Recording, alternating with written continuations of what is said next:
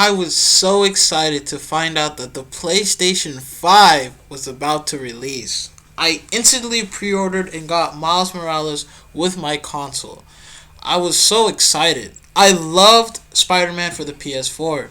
It had an amazing story, a great characters, and they handled Peter Parker so well. With John Bamiak gone, it's kind of sad that we have Tom Holland. And no, he's not dead. They just replaced his face model. So the question here today is Miles Morales good? Is it just an expansion pack? Or is it not worth your time? Well, I'm going to tell you that today. Let's get it.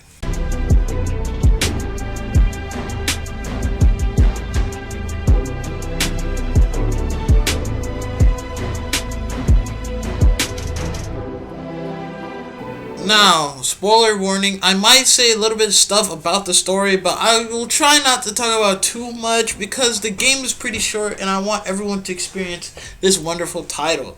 The story this time around is really good. Now, it's a little bit smaller than Spider-Man PS4, but it's at the right tone that it can work on its own. The story is about Miles Morales finally being his own Spider-Man, but he's still in training. He's still a beginner, and he's just started. But Peter Parker has to go on a trip, which I have a conspiracy. My conspiracy is that Spider-Man actually joined the event, but you know what? We're not going to talk about that. It's not even canon. Anyways, Peter Parker left to go to a trip with Mary Jane, and Spider-Man has to protect New York City. It is a really great story, and this time around, Peter Parker is not barely in this game. He's in a couple of missions, but that's pretty much. Now, since they changed Peter Parker, I wasn't really too mad about this decision. I like Miles way more than Peter, and growing up with Peter through the story and the gameplay just made it 10 times better. I love the dynamic between Finn, the villain, and Miles Morales. We both have sympathy through them. They both have a connection where it's like the yin and yang. You can see both sides of the story, which I really love, because sometimes you understand the struggles between Finn and sometimes you understand the struggles with Miles. The story kept me wanting to play and know more and see the ending, and I'll give the story an 8 out of 10. I give it an 8 out of 10 because there were some up and downs. It's a pretty short story. I wish they could add maybe a little bit more.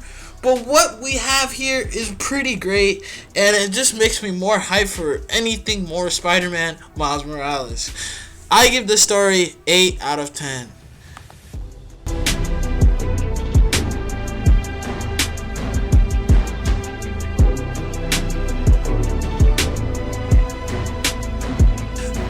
Now, if you never ever played on a PS5 and you playing the PS4 version of Spider-Man and you go to the PS4 version of Miles Morales, you're going to have a great time. But if you played Miles Morales on the PS5 and go back to Spider-Man on a PS4, it's literally a game changer. Spider-Man Miles Morales gameplay is 10 times better than Spider-Man PS4's gameplay. They completely fixed up the combat and it feels so good to actually fight in this game. The electric powers are OP. The camouflage is a little bit of a god mode, but you know what? It's fine. It's a video game. Who cares? What would a world be if Spider-Man is underpowered? This has great abilities and a lot of gadgets to use in this game, and I love it so much. 10 out of 10 gameplay, and the graphics are also really amazing too. Now, a lot of people are gonna say there's not a lot of difference between PS5 or the PS4 version, but once you play the game, maybe with a 4K TV, the SSD, the game hub, and all the other features just makes the gameplay even better. I love how there's zero load times. Gone the days where you be staring at Spider-Man. Now you just keep playing the game. The fast travels, even though everyone loved the subway animations, it's just a blink of an eye. Oh my gosh. It just makes gaming much easier to play. And I love how they optimize the Miles Morales for PS5 because it just works so well. I have to give the gameplay a 10 out of 10. It was a big step up from Spider-Man PS4. Now, there's a lot of things they don't have, but it's understandable. It's not Peter Parker, it's Miles Morales. He's his own Spider-Man, so he should have his own powers.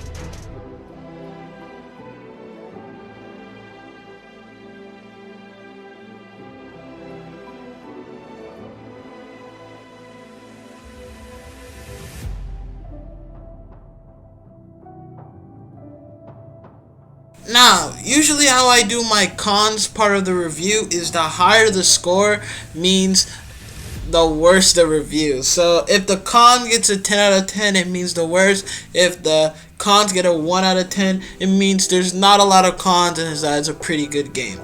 Now let's start with little problems and I'll get to the big. The little problems are the game's a little bit repetitive sometimes. The game could have a lot of annoying missions and stuff like that, but that's just basic with every open world Spider-Man game. There's not really a lot to do in the world, which is understandable, and that's pretty much it. And I guess the last thing is that the game is pretty short, but overall, it's a pretty great experience. I guess the biggest problem you can say that's with this game is the DualSense. The DualSense haptic are not really too much in this game. I wish they could have added more. There are haptics though. You can feel lightning sometimes. You can feel a little bit of resistance letting go when you're swinging. But overall, it is not really a good haptic feedback experience. But if you don't mind those parts, then the game is amazing. There's so much to do in this game. There's a lot to offer. I love the photo mode. Here are some of my photos I took while playing Miles Morales. And if you're wondering of how I got Spider-Man PS4, there's tutorials, but I think they patched it, so I don't know if you could do it anymore. And the game just has so much to love. The cultures, just the detail. This game, with all the reviews combined, is at 8.5. It is a really good game. It just sucks that the game is pretty short and a little bit repetitive. But overall, this game is really good. If you're a Spider-Man PS4 fan, I highly recommend it. But if you don't really like Spider-Man too much, or have a little bit of disgust for repetitive gameplay, you might want to set this one off though. But if you don't mind this, you're a big superhero fan, you love Spider-Man, and you just got a PS5, I highly recommend it.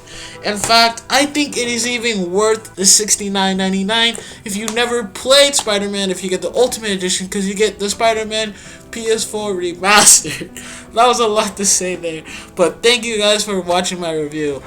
I love Spider-Man, and I loved him since I was a kid, and I love the message of this game of being yourself. There's been so many times where I said I can't do this, but all you have to do is be yourself. Do what's right. If you don't know how to do something, learn. You know what I'm saying? This is a really good game, has a strong message. I recommend it to everybody. Thank you guys for watching, and I'll see you guys on the next one.